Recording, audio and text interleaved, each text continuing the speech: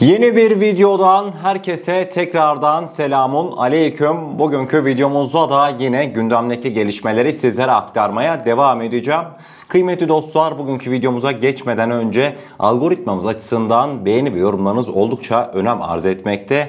Eksik etmediğiniz için şimdiden çok teşekkür ederim diyorum ve bugünkü ilk konu başlığımıza geldiğimizde hiç beklemeden direkt bodoslama efsane bir müjdeye uzanacağız. Türkiye'nin gerçekleştirmiş olduğu, benim de şahsen ilk defa duymuş olduğum bir savunma sanayi ürününe gidiyoruz. İsterseniz teknolojiyi kısaca özetleyeyim haberimize geçmeden. Hayırlı uğurlu olsun. Türkiye roket üzerinden elektronik harp yeteneğine kavuşan ilk ülkelerden bir tanesi oldu. Yanlış duymadınız, bildiğimiz roket. Detaylar bir karşımıza gelsin. Daha neler göreceğiz hep birlikte öğrenelim.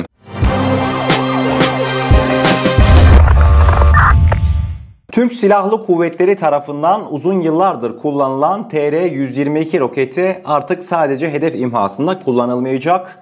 TR-122 roketine paraşüt entegre eden Roketsan böylelikle rokete oldukça farklı bir kullanım konsepti kazandırdı. Sinyal bozucu jammer başlık veya görüntü toplayıcı başlık kullanabilen paraşütlü TR-122 roketi 36 kilometre çapta özel görevleri yerine getirebilecek. Geleneksel harp başlıkları yerine faydalı yük olarak sinyal bozucular, kameralı başlıklar veya diğer özel ekipmanlar alacak şekilde tasarlanan paraşütlü TR-120 roketinde ön kısım hedefe yakın belirli bir irtifaya ulaştığında motor kısmından ayrılıyor. Böylelikle roketin taşıdığı faydalı yükün paraşüt sistemi yardımıyla aşağı doğru süzülmesi sağlanıyor. Sinyal bozucu faydalı başlık versiyonu önceden belirlenen süre boyunca hedef üzerindeki elektronik ekipmanları karıştırmaya, köreltmeye ve küresel konumlanma sistemi sinyallerini karıştırmaya hizmet ederken kameralı faydalı yük versiyonu ise hedefin fotoğraflarını, videolarını alıp buradan fırlatma noktasına eş zamanlı olarak iletilmesini sağlıyor. Ne denilebilir ki, gerçekten de artık şaştık kaldık iyice. Maşallah, nazarlar değmesin. Ayrıca şimdi roket üzerinden biz elektronik istihbarat veyahut da elektronik karıştırma yöntemlerini uygulayacağız dedim ya. Normal şartlarda bileceğiniz üzere dronlar zaten istihbarat faaliyetlerinde aktif olarak şu an kullanılmakta. Zaten Ukrayna'da yaşananlar en büyük örnekleri. Özellikle de dronlar hava savunma sistemleri tarafından engellenebildiğinden dolayı Türkiye artık olayı farklı bir boyuta taşıyaraktan bildiğimiz roket üzerinden elektronik istihbarat, elektronik karıştırma işlemi gerçekleştireceğiz. Hatırlar mısınız? Allah razı olsun emeklerinden. Yeni aklıma geldi mesela İsmail Demir. Sahaya indiğimizde gücün kimde olduğunu çok iyi görürler ifadesini kullanmıştı. Bu güç dengesinin değiştiği ile ilgili yorumlara biz sessiz kalalım. Onlar güç dengesinin değiştiğini düşünsünler. Ama çok arzu etmeyiz ama gücün sahada gösterilmesi gerektiği gün gücün kimde olduğunu görürler. Daha sonrasında da bizimle oynamayın demişti. Bazen kulağımıza geliyor işte hasım ülkeler, işte biz işte sürpriz şu silahımızı alacak, biz şöyle güçlüyüz. Biz de diyoruz ki ya biz konuştuklarımız var ama konuşmadıklarımız da olduğunda belirtelim. Bize bulaşmayın. İsmail Demir bu ifadeleri kullanırken belki bazılarımız ya İsmail Başkanım işte fazla abartmıyor musun? Acaba ne teknolojilerimiz var ki diye içten içe belki düşünmüştü. Sanmıyorum ama düşünenler vardı. Zaten görmüş olacağınız üzere sizlere aktarmış olduğum bu teknoloji, roketten elektronik istihbarat, elektronik harp yeteneğini daha önce duyanınız oldu mu? Lütfen elinizi kalbinize koyun, cevaplayın. Yemin ediyorum ben daha öncesinde böyle bir şey duymamıştım. Zaten ürün bizim olunca istediğimiz gibi modifikasyon gerçekleştirebiliyoruz. Bu da aslında işin bir başka güzel tarafı. Allah'ım nazarlardan esirgesin. Dediğim gibi düşmanlarımızın bizden olası harekat ortamında çekeceği o kadar çok şey var ki anlat bitmez. Akabinde bugünkü ikinci konu başlığımıza geldiğimizde hep birlikte bir Kremlin'e gideceğiz. Son dönemde özellikle Türkiye ve Rusya'nın ekonomik anlamda arasının açıldığına dair belli başlı iddialar vardı. Kremlin'den konuya ilişkin Sayın Peskov tarafından önemli açıklamalar geldi. Türkiye ile Rusların arası bozuk muymuş değil miymiş? Peskov isterseniz cevaplasın. Kremlin sözcüsü Dmitri Peskov Türk-Rus ilişkilerinin bozulduğu yönündeki soruyu cevapladı. Gazetecilerin Türk-Rus ilişkilerinin bozulduğu yönünde görüşler olduğunu belirtmesine bu hatalı bir izlenim, Türk-Rus temasları sürüyor, Rus-Türk ekonomi diyaloğu devam ediyor dedi. Peskov, Cumhurbaşkanı Erdoğan ülkesinin çıkarlarını kendinden emin bir şekilde savunuyor ve bu bizi elbette memnun ediyor ifadelerini kullandı. Rusya Devlet Başkanı Vladimir Putin'in uzun süredir gündemde olan Türkiye ziyaretinin henüz gerçekleşmemesiyle ilgili sorular alan Peskov, iki ülke liderlerinin programlarını örtüşmeyi başaramadıklarını, bu nedenle Rus liderin henüz Türkiye'ye gidemediğini anlattı. Peskov, Rusya ve Türkiye arasında üst düzey temasların süreceğini de sözlerine ekledi. Evet, şimdi şunu kabul etmek gerekebilir. Sayın Peskov demiş ya, işte bir türlü ortak bir program bulamadılar. Ondan dolayı Erdoğan'la Putin görüşemiyor diye. Bu artık işin birazcık geçiştirme boyutu. Çok zor bir şey değil yani. Gerek Sayın Putin gerek Erdoğan, yani şartlar mümkün olsa gerçekten de çok kısa bir süre içerisinde zaten görüşebilecek iki lider. İlla ki belli başlı sebepler var. Gerek Ukrayna-Rusya savaşı, işte Putin'in tutuklanma talimatı falan filan, bundan dolayı süreçler bayağı bir kısır döngü şeklinde ilerliyor. Mesela son günlerde şöyle bir Batı destekli medya, ülkemizdeki medyaya bir baktığımda Türkiye'nin işte köprü diplomasisi, Türkiye'nin işte denge politikası artık sürmeyebilir. Türkiye'ye karşın Batı artık kozlarını iyice artırabilir. Türkiye taraf seçmek zorunda bırakılabilir tarzında bir sürü haber görmekteyim. Türkiye'nin ben bu tuzağa asla ama asla düşmeyeceği kanaatindeyim. Çünkü şu anki denge politikamız gerçekten de takdire şayan. Türk diplomatlarımız, dışişlerindeki yetkilileri ben tebrik etmek istiyorum. Zordur kıymetli dostlar. Gidip Hakan Fidan BRICS'e girebiliriz diyor. Zaten bugün adamlar hemen hazır, bizi yarın alacaklar BRICS'e. Devamında ertesi gün ABD'den F-16'larımız onaylanıyor. Satış onay niyet mektubu geliyor. Nedenli dengeyi güzel yürüttüğümüzün farkına varmak gerek. Keza Ruslarla ilişkimizin kötüleşmesi, evet, hem ekonomik anlamda bize çok şey kaybettirir. Olası Türkiye ile ilişkilerin birazcık kötüye gitmesi durumunda Rusların Suriye'de karşımıza çıkması da zaten bileceğiniz üzere muhtemeldir. Denge politikamıza olabildiğince devam edelim. Bu bize çok şey kazandıracaktır diyorum ve devamında bugünkü 3. konu başlığımızda sosyal medya haberlerimize gelmiş oluyoruz. Yine sizler için birbirinden önemli, birbirinden dikkat çekici gelişmeleri bir güzel yorumladım.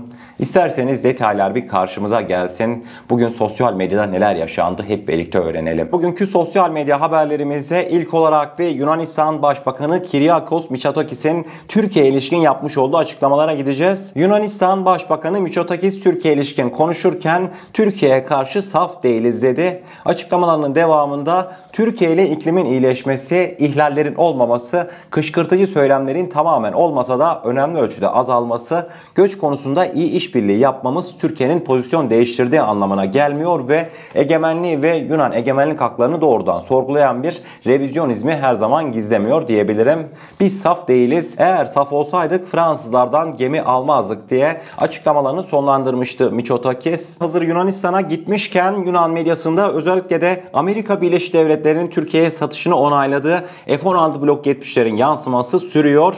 Yunan medyası dün yaşanan gelişmeleri, Yunan medyası ABD'nin vermiş olduğu F-16'lar sonrasında milli yenilgi, ABD Türkiye'ye F-16'ları ihlal şartı olmadan satıyor başlığıyla duyurmuştu. Hatırlanacağı üzere özellikle de Amerika Birleşik Devletleri'nde bulunan Yunan lobiciler, özellikle de Bob Menendez liderliğindeki ekip Türkiye'ye belli başlı şartlar karşılığında F-16'ların satılması gerektiğine inanmaktaydı. O şartlar ise neymiş işte? Türkiye'nin yeni aldığı F-16'lar Ege'de kullanılmayacakmış. Cart curt. Kısacası palavradan ibaretti. Hazır F-16 mevzusuna değinmişken Yunanlara bir darbede mesela bugün General Electric'ten gelebilir. General Electric şirketinin F-110 ve F-404 tipi motorları ABD Senatosu'nun onayının ardından TEİ'de lisans altına yerli olarak üretilecek. Belirtmek isterim ki F-110 motoru Milli Muharip Uçak Kağı'nın ilk versiyonunda, F-404 ise Hürjet'e güç vermekte. Avrasya Review'in yapmış olduğu analize gidelim mi? Avrasya diyor ki Türkiye ve Azerbaycan Rusya'nın Türk devletleri üzerindeki hakimiyetini kırdı diyor. Avrasya Review'da yayınlanan analiz yazısında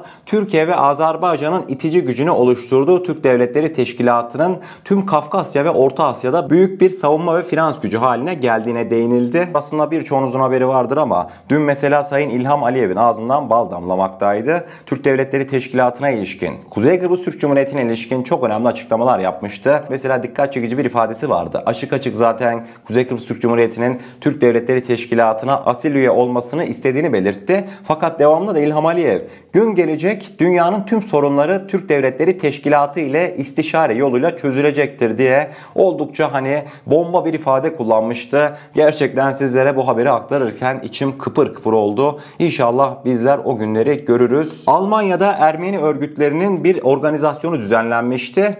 Ermeni örgütlerinin Almanya'da düzenlenen bir toplantıda yayınladığı harita şu an karşınızda. Görmüş olacağınız üzere Ermeni hayalleri hiçbir şekilde sınır tanımıyor. Van'ı almışlar, Erzurum, devamında Adana, utanmasalar Konya'da gidecek. Trabzon zaten onlarda. Görmüş olacağınız üzere bu mavi kısımlar tamamıyla sözde hayali Ermeni devletine aitmiş. Şimdi haykırmaya hazır mısınız? Zaten bu kısma gülmüşsünüzdür ama bir başka detay var. Ermeniler buralarla doymamış. Kuzey Kıbrıs Türk Cumhuriyeti'ni de almışlar. Görmüş olacağınız üzere Kıbrıs'ın yarısını almışlar. Güney Kıbrıs kesimine ise dokunmamışlar. Niye dokunsunlar? Zaten onlar ortakları, hep birlikte iş pişirdiği adamlar. Gerçekten de komedi bir haritaydı. Bugünkü sosyal medya haberlerimizin son kısmında ise Ukrayna-Rusya savaş sahasına gidiyoruz. Kıymetli dostlar, topluluk kuralları gereğince videoyu paylaşamayacağım ama Ukrayna savaş sahasında bileceğiniz üzere Ukraynalılara kirpi zırhlı araçlarımızı, yerli üretim kirpi zırhlı araçlarımızı satmıştık. Kirpiler yine başarıdan başarıya koşmaya devam ediyor Ukrayna'da. Lakin bu görüntüler tanıdık gelmiştir. Ruslar bir tane FPV drone'a RPG başlığı takıyorlar. Daha sonrasında tanklar, toplar, her şeyi bununla vuruyorlar ve etkisiz hale getiriyorlardı. Yani koca koca tanklar bu FPV drone'larla etkisiz hale geliyordu. Fakat kıymetli dostlar, Rus drone'unun bu seferki karşısındaki rakibi Çetin Ceviz çıktı. Görmüş olacağınız üzere kirpiye yapılan drone saldırısında kirpi sanki hiçbir şey hissetmemiş gibi, belki de sivrisinek ısırmış gibi bir hissiyata kapılaraktan yoluna devam etti. Bu görüntüler oldukça sosyal medyada konuşuldu. Kirpinin başarısı bir kez daha Ukrayna-Rusya savaş sahasında kanıtlanmış oldu. Şimdi ben bu görüntüleri topluluk kuralları gereğince burada paylaşamıyorum ama mutlaka izleyin. X hesabımı aşağıya bırakırım. Ben oradan paylaştıktan sonra izleyebilirsiniz. Gerçekten kıymetli dostlar, drone'u basite almayın. O drone'lar bunlar yüzlerce tank imha etti. Yüzlerce top tüfek imha etti. Fakat kirpinin bu denli dayanıklı olması beni de oldukça şaşırtmıştı. Ne diyelim o zaman, buradan kirpinin üretiminde emeği geçen, Ar-Ge döneminde emeği geçen tüm mühendis, teknik personel, çaycısına kadar herkesten Allah razı olsun diyelim ve bugünkü videomuzun sonuna gelmiş olalım. Eğer kanalımıza ilk defa gelmekteyseniz kanalımıza abone olarak bizlere destek olabilirsiniz. Videomuza gerçekten beğenmişseniz aşağıda bulunan beğen butonuna basarsanız bizleri oldukça mutlu edersiniz. O zaman ne diyelim, kendinize çok iyi bakın. Allah'a emanet olun. Her şey istediğiniz gibi olsun. Sağlıcakla.